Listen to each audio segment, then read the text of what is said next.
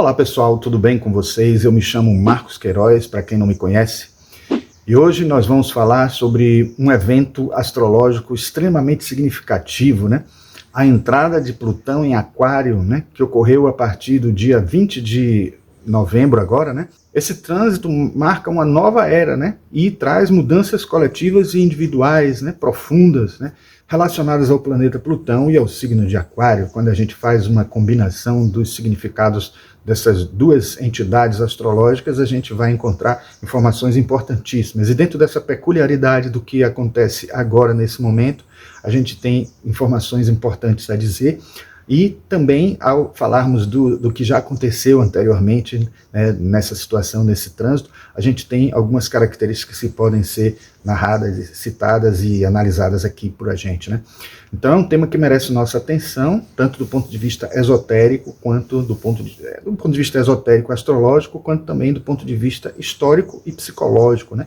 Porque vai ter uma repercussão muito forte na história, né, do mundo, de alguma forma, de alguma maneira, e o próprio fato de ter entrado recentemente, né, o Plutão ter entrado recentemente em Aquário e ter saído, retrogradando, ficado um pouquinho de tempo, né, em 2023, também já nos deu uma pista, né, já deu como se fosse assim um aperitivo do que vai acontecer agora com essa entrada definitiva, né, que vai durar em torno de 20 anos.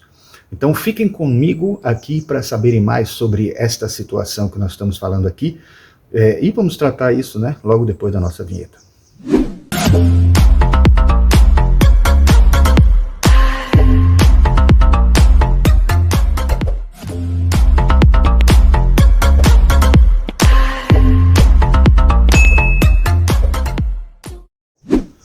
Então, vamos começar falando um pouquinho sobre a energia de Plutão, né? Plutão, na astrologia, é o planeta das transformações profundas, né? É um planeta ligado à morte, mas morte num sentido não de só fim da vida das pessoas de modo geral, mas fim de alguma coisa, início de outra, transformação, mudança, uma mudança de paradigmas, uma mudança de realidade, uma mudança de situações, né? Então essa é uma característica bem típica de Plutão. Ele rege temas como poder, né, como controle, destruição de estruturas, né, já ultrapassadas ou obsoletas, e tem tudo a ver com a morte, né, como eu já disse, a renovação, a regeneração, o renascimento, de certa forma também, né. A ação de Plutão é lenta, mas é muito intensa, muito forte, né, principalmente porque atua nas profundezas da psique coletiva e individual.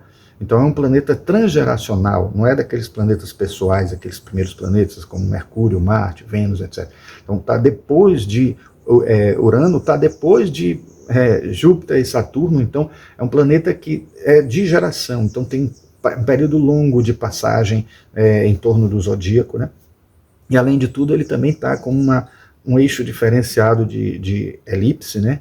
Totalmente inclinado em relação a todos os outros eixos de órbita, né? O fato dele ser transgeracional significa que ele influencia e molda, né, uma dinâmica social, né, cultural e geracional inteira. Então períodos inteiros são influenciados por Plutão. Não é à toa que a gente teve tanto tempo Plutão em Capricórnio e agora ele entra em Aquário, né? Por ser regente moderno de Escorpião, Plutão trabalha no nível inconsciente, né, expondo o que está escondido, né, e trazendo à tona a verdade das coisas, né, o que acaba sendo desconfortável, porque mostra a verdade nua e crua, né? Então ele nos força a confrontar o que está quebrado para reconstruir de maneira mais autêntica. Então essa ideia de morte, destruição tem a ver com o desfazer, o terminar, ou acabar uma coisa, finalizar, ou até deixar de lado, ou esquecer, como o inconsciente faz muitas vezes quando reprime, né?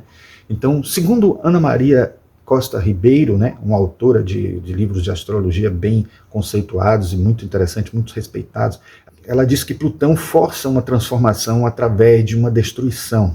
As pessoas, todavia, resistem às transformações ou a encarar o que está reprimido, podendo originar uma neurose, né, ou um vício, onde se tenta esquecer o que deve ser concretizado. Isso acaba sendo pior do que o fenômeno em si. Reprimir algo acaba tornando aquilo ainda mais intenso, mais forte. É isso que faz Plutão, muitas vezes, em alguns casos, atuar de uma maneira intensa e agressiva, similar até o que acontece com Marte, né? Então ele acaba repetindo um padrão de Marte quando ocorre essa repressão, quando ocorre essa retenção de algo que precisaria continuar.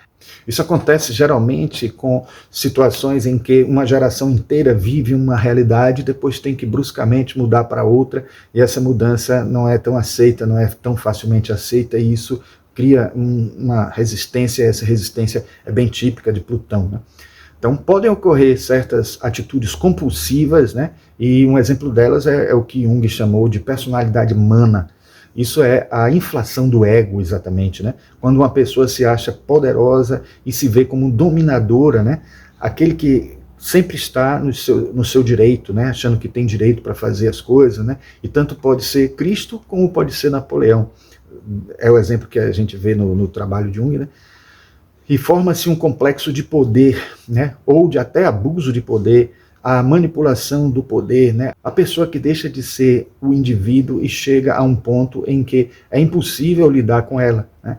Então é preciso esclarecer que quando ele fala, quando Jung fala de Jesus aí e Napoleão, ele está querendo dizer o lado forte que influencia a vida da gente. A igreja usava Jesus muitas vezes, né, no passado, né? Isso os próprios católicos reconhecem isso. Eu estive conversando recentemente com um abade, Emanuel, aqui de Salvador, e ele disse que a igreja reconheceu muitas coisas que fez no passado.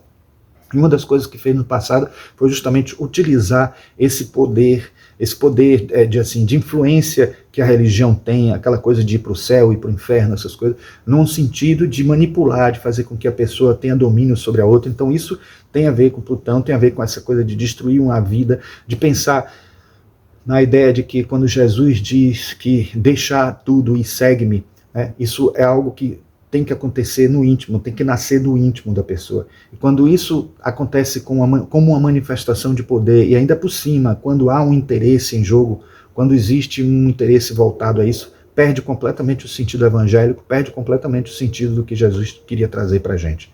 Então a energia de Plutão é sim destrutiva, mas mesmo assim precisa ser reconhecida como um instrumento importante e avançado, né, para o processo de crescimento humano, inclusive a individuação, como Jung chamava, né?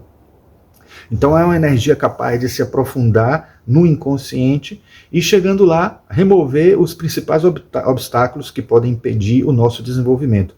Então, por isso a gente acaba percebendo que, por mais força que tenha, por mais intensidade, por mais que às vezes se torne agressivo, ele é importante existir, essa energia existir para que a gente possa evoluir, para que a gente possa crescer.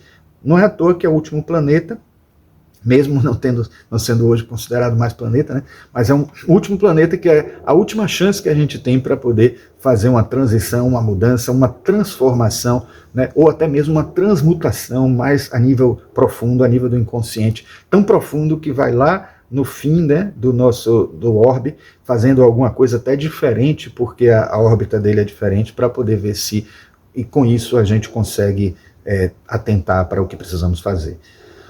Então, tudo isso sem darmos conta do que está acontecendo, né? Porque acaba acontecendo essa situação toda no nosso inconsciente, né? O Plutão trabalhando, indo no inconsciente, transformando, mudando e impedindo os obstáculos de acontecerem. Isso tudo acontece inconscientemente, porque outras representações mentais explicam tudo de modo diferente para que a gente não perceba todos os detalhes e acaba que a gente passa por um processo muito intenso, muito forte, sem saber o que profundamente está acontecendo mesmo, né? Já Karen Hamakan Zondar, né? Pronúncia essa, né? Ela considera o fator Plutão, é o nome que ela dá, né? Fator Plutão, a força mais importante do inconsciente para conservar a mente consciente no caminho apertado e estreito, e, se necessário for, dando ao ego inflado uma repentina alfinetada. É mais ou menos isso que a gente falou com outras palavras, né? Então, vai lá no fundo e aí acaba mostrando que o ego está enganado, equivocado, porque é como se fosse uma disputa, né? Porque Plutão disputa o lugar de protagonista, de alguma forma, apesar de estar bem distante, está na profundidade da nossa psique. Já o Stephen Forrest, no recém-lançado livro, né, que saiu aí pela editora Teosófica, O Céu Interior, né, Astrologia Evolutiva para Todos, né, foi lançado agora, a gente fez até uma resenha, vou deixar aqui no link, né, a informação, o link da resenha que a gente fez sobre esse livro. Então, quando ele fala de Plutão, ele diz que encarar esse planeta é como encarar a futilidade elementar da vida. E diz ainda que Plutão nos leva ao teatro do absurdo.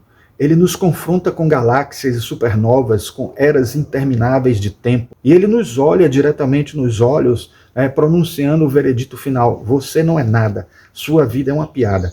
Então veja, tudo isso parece que é uma coisa negativa e ruim, mas no fim é um confronto, né? É uma tentativa de fazer a gente perceber que a gente precisa ver que faz parte do universo, é integrante do universo, não é um ser que é mais importante. E isso é exatamente um confronto que faz a gente perceber nossa visão de mundo. E se a gente junta isso com Aquário, pense que o Aquário, que tem uma visão humanitária, uma perspectiva de inovação, mas ao mesmo tempo uma ideia de pensar na inovação para o mundo inteiro, ou como uma revolução mundial, pense que Plutão acaba tendo uma influência muito forte e se combina muito bem nesse sentido de fazer com que uma transformação maior aconteça, uma mudança que seja radical mesmo, revolucionária, que seja paradigmática, e é o que a gente espera que aconteça nesses períodos, né? Não é que a gente espere, que a gente imagina mesmo pelas características que a gente está traduzindo aqui para vocês que venha a acontecer. E segundo André Mantovani, né, que fala de astrologia arquetípica, ele diz que Plutão é o guardião da sombra interior, um domínio terrível que esconde nossos piores medos e dores, mas onde também aguardam todos os dons que ansiamos conquistar e manifestar no mundo.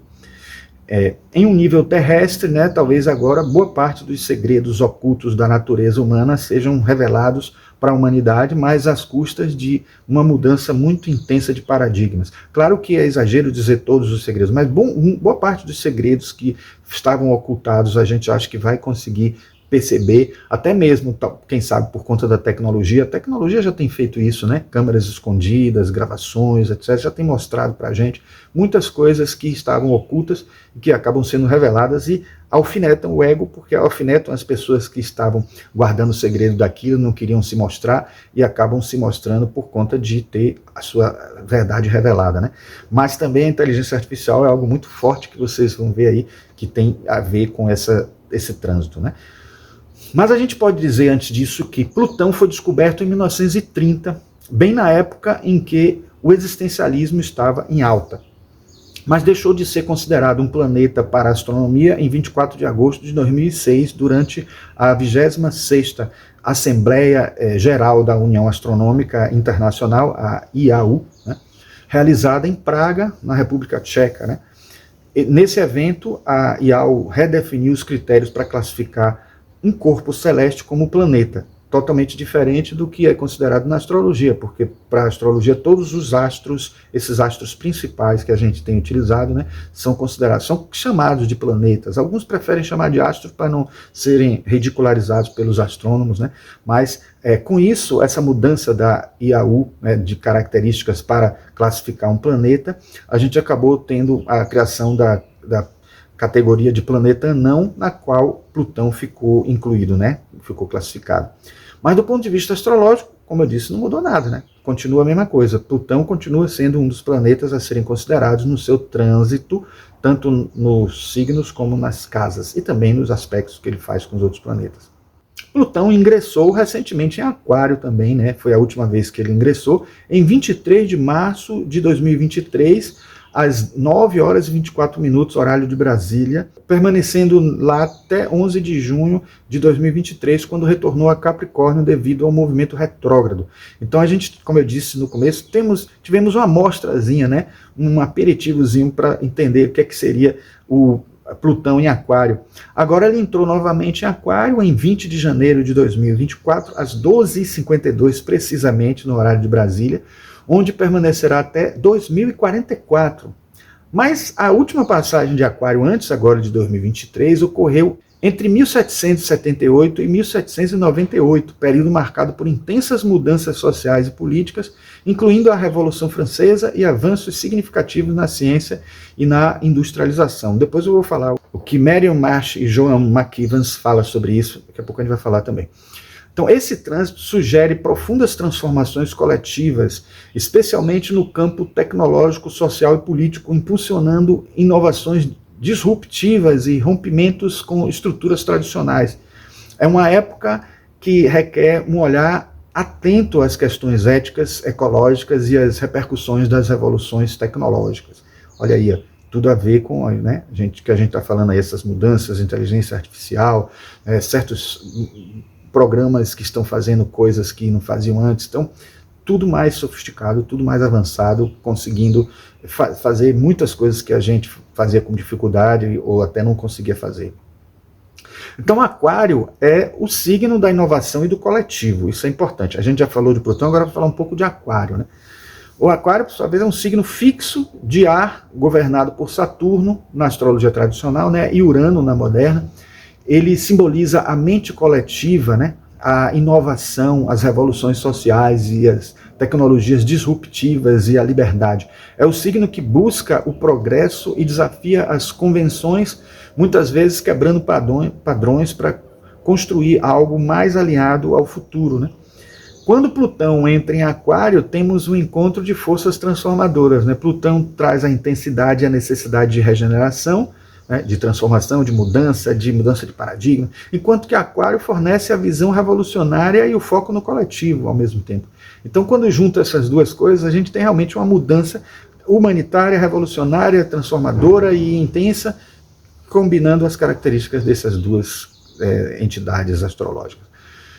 Então, diante disso, o que esperar desse trânsito, né? Plutão entrou em Aquário, agora em março, né? E deu um gostinho, como eu já disse a vocês, e nesse período que ele entrou, em março, alguns assuntos aconteceram, algumas coisas aconteceram, e isso ajuda a gente a entender o que vem pela frente. Claro que não é só isso que é motivo, mas é só para a gente perceber que mesmo num pouco tempo que ele esteve em Aquário, Plutão esteve em Aquário, já provocou algumas mudanças. Então, nesse breve período, a gente já tem alguns eventos que a gente vai falar aqui, né? Então, esse período se viu como uma introduçãozinha, né, para as transformações, como a gente falou, né? E são transformações que podem remodelar, de certa forma, a sociedade em áreas como a tecnologia, a governança e a interconexão global. E essas mudanças que já aconteceram aí, que vocês viram, né, de até algo que já vinha se estudando há muito tempo, porque se vocês pararem para pensar, inteligência artificial não é coisa nova. Sabe quando começou o estudo da inteligência artificial? Em 1956. Isso eu sei porque eu estudei muito isso para a minha tese de doutorado em inteligência arquitetônica, e foi um ano em que várias coisas surgiram, como a própria psicologia cognitiva, a inteligência artificial, os estudos, né, tentando fazer com que a psicologia behaviorista, a psicologia comportamentista tomasse um direcionamento que fosse mais útil, porque até então o que tinha era estímulo-resposta, era uma coisa muito positivista, era uma coisa muito assim, que parecia não envolver o lado humano, não envolver a subjetividade. E aí quando a gente traz na psicologia cognitiva e na busca da inteligência artificial um conhecimento melhor de como as neurociências atuam para ajudar a gente a entender melhor a memória, as percepções e como isso atua até no nível inconsciente, né? Fazendo um paralelo entre o cognitivo e o inconsciente, foi algo que começou justamente lá em 1956. E de lá para cá, muita coisa avançou, muita coisa evoluiu. Por que só agora em 2023 foi que se falou mais de inteligência artificial? Por que só agora está se percebendo um avanço maior? Porque, na verdade, precisou todo esse amadurecimento, e todo esse amadurecimento foi alimentado, construído, desenvolvido ao longo desses anos todos, de 1956 para cá, e só agora em 2023 a gente teve algo significativo para mostrar, algo que realmente mostra um salto qualitativo, né, um upgrade muito grande, evolutivo, né, dessas técnicas, desses recursos tecnológicos que nós temos, para que pudesse chamar a nossa atenção e para que isso pudesse ser uma característica muito forte nos dias de hoje, né?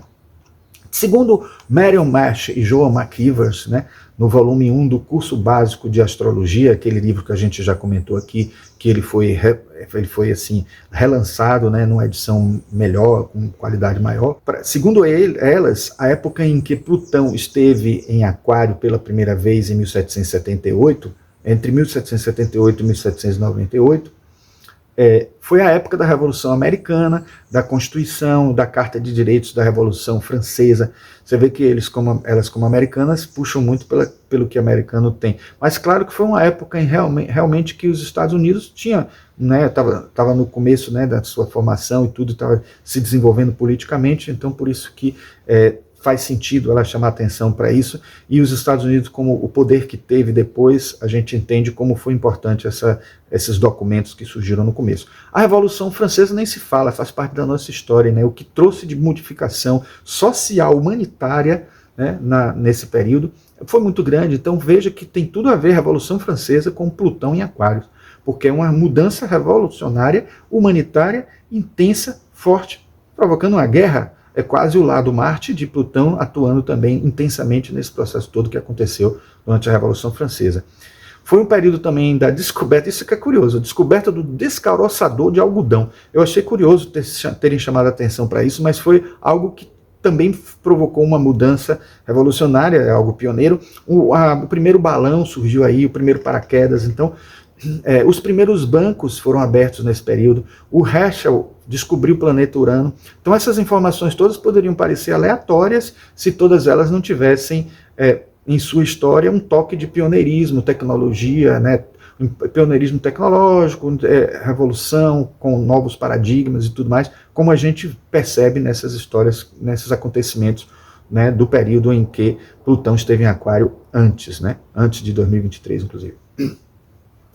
Aí nesse período todo não aconteceu, ele foi percorrendo os planetas, os signos todos, até chegar de novo em Aquário, que foi agora em 2023 e definitivamente agora no dia 20.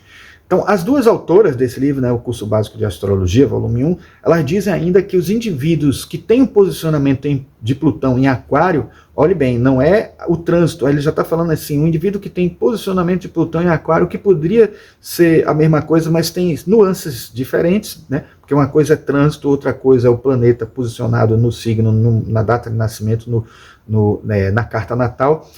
As interpretações são as mesmas, mas os efeitos sobre a humanidade, sobre a realidade, sobre a situação, são mais pontuais, mais pessoais ou mais coletivos em situações diferentes. Nesse caso que nós vamos falar, são mais pessoais, são mais dentro da realidade humana da pessoa, né, como participante do mundo que viveu naquele período, naquela geração, e a influência que ela teve, né? Então, geralmente as pessoas que nasceram com o Plutão em Aquário são pessoas intelectuais, pessoas humanitárias, pessoas engenhosas, não convencionais, né, e que adoram a liberdade. São pessoas que buscam a verdade e sabem como comunicar seus sonhos e suas ideias. Então isso ajuda a gente até a entender também que características poderão trazer para essa realidade quando vista como um trânsito, né? As pessoas, inclusive, quando analisam o trânsito no mapa astral, consideram muito o planeta em aspecto com o mesmo planeta no mapa natal, consideram as relações que aquele planeta tem com os outros planetas e com os signos, e às vezes a gente não percebe que diferença tem aquele trânsito quando o planeta está em determinado signo. E é isso que a gente precisa levar em consideração. Se a gente quiser saber como que Plutão em Aquário vai influenciar para a gente em especial, é só a gente pegar o nosso mapa e ver Plutão em Aquário, que aspectos faz com que planetas, que situações a gente pode comparar do nosso mapa natal com o mapa do que está acontecendo agora do trânsito, e a gente vai ver informações bem importantes, né? Então, as pessoas que tiveram essa configuração, né, de nascimento de Plutão em Aquário servem também como paradigma, como um parâmetro muito forte, né? E esse exemplo mesmo o exemplo que ela dá mesmo é o de Daniel Webster, né, um estadista famoso. Tem o Lord Byron, que é um poeta. Tem o filósofo Arthur Schopenhauer, né, que também foi bem inovador nas suas mudanças. Ele, inclusive, envolveu o budismo, a filosofia dele, então trouxe muita coisa rica, muita coisa interessante, né? O compositor Gioachino Rossini, né, que fez muitas óperas importantes. E principalmente esse que eu vou falar agora, os autores de contos de fadas, né, que fizeram compilações de contos de fadas, os irmãos Grimm, né, que tem tudo a ver com o conteúdo, né? Contos de fadas são a cara de Plutão em Aquário, né? Nebuloso, inconsciente, misterioso, atrativo, enquanto história imaginária, né, para educar as pessoas, mas que acabam educando pela intensidade dos acontecimentos e pela via do inconsciente coletivo, mais do que pela racionalidade. A gente vê que muitos contos de fadas, como a gente tem visto aqui, quando a gente fala de interpretação junguiana dos contos de fadas, eles eram muito fortes, intensos, no intuito de educar as crianças. Eles até acabavam deseducando na forma como eles apresentavam a informação, né, que eram fortes demais. Às vezes, muitos pensam até que o objetivo dos contos de fadas não era nem educar a criança, mas educar o adulto. Isso é uma leitura que se pode fazer também, mas era algo intenso, né, mas que, de certa forma, tem a ver com essa coisa de, por subterfúgios, através do inconsciente, a gente conquistar um objetivo que não seja aquele que diretamente a gente percebe com o que aparece para a gente, né. Mas duas são as características principais que marcam esse trânsito que entramos agora, né, que a gente vai falar agora. A primeira delas é os avanços tecnológicos e IA, que a gente até começou a pincelar aqui já, né? Então esse é um período que foi marcado por discussões intensas sobre os avanços de inteligência artificial, né, com o lançamento de ferramentas mais avançadas, como modelos de linguagem natural, o Learning Machine, né, e aplicações práticas de IA em diversas indústrias. Tudo isso não foram coisas que foram inventadas agora, mas agora elas tiveram um salto muito grande, né, de um avanço muito forte, né? Então o impacto do IA hoje, né, trouxe à tona preocupações éticas e questões de regulamentação, sinalizando a necessidade de equilibrar essas inovações com as responsabilidades daquelas pessoas que usam. Então a coisa do fake news mesmo, muito ameaçado, né, de surgir, de acontecer, inclusive no âmbito político, mas também em outras realidades, em golpes também, né, em golpes que muitos criminosos podem utilizar. Isso envolvendo inteligência artificial é algo perigoso que precisa ter muito cuidado. E depois a outra questão forte também é as questões sociais e coletivas, né? Como Plutão em Aquário, né, também destaca a importância de abordagens comunitárias e coletivas, surgem movimentos e debates em torno de descentralização do poder, de iniciativas mais igualitárias, né, sugerindo uma mudança de paradigma social para a valorização, para valores aquarianos, né, e inclusão da colaboração e tudo mais. Curiosamente, o dia da consciência negra foi bem perto, foi bem coincidente, né, com essa data. Então a gente tem esse fator importante também, que faz a gente perceber que vai acontecer mais intensamente ao longo desse trânsito, né? Agora, em 2024, desde 20 desse mês, ele está estabelecendo um trânsito definitivo, né, o Plutão em Aquários, e ficará até, como eu já disse, em 2043, 2044, esse trânsito aponta para mudanças significativas em vários campos, né? Tecnologia, inovação disruptiva. Plutão em Aquário sugere avanços tecnológicos radicais, como inteligência artificial, exploração espacial e até mesmo a redefinição do que significa humano. É provável que vejamos debates éticos intensos sobre o uso dessas tecnologias daqui para frente, né? Só para a gente marcar isso de uma maneira mais, ficar registrado, né? Outro campo que a gente tem que levar em consideração é a redefinição do poder coletivo. Esse é um período em que as estruturas de poder centralizadas típicas de Capricórnio são desafiadas, né? E os movimentos sociais podem ganhar força e novas formas de governança mais horizontais e participativas podem emergir. Isso reflete o espírito aquariano de igualdade e comunidade, como a gente já falou, né? Depois tem as crises no sistema de redes e de interconexões. Aquário rege redes, sejam elas tecnológicas, sejam elas humanas, qualquer que seja conexões, né? Plutão pode expor as fragilidades dessas interconexões, né, levando a um colapso, né, nos sistemas de comunicação, redes sociais e infraestruturas digitais, mas também traz a oportunidade de reconstruí-las de formas mais resilientes. Então, tanto pode acontecer a intensidade de Plutão fazendo com que essas coisas aumentem, forcem um pouco mais a barra, né, como também pode acontecer que elas se destruam e surjam novas, trazendo uma renovação muito forte. Então isso tudo é característica que a gente pode já esperar. A outra também é da questão das transformações das identidades coletivas. Durante esse trânsito a gente vai ver mudanças nas ideologias e nas identidades sociais, né? o conceito de pertencimento pode ser ampliado para incluir uma visão mais global que transcende fronteiras geográficas e culturais, né?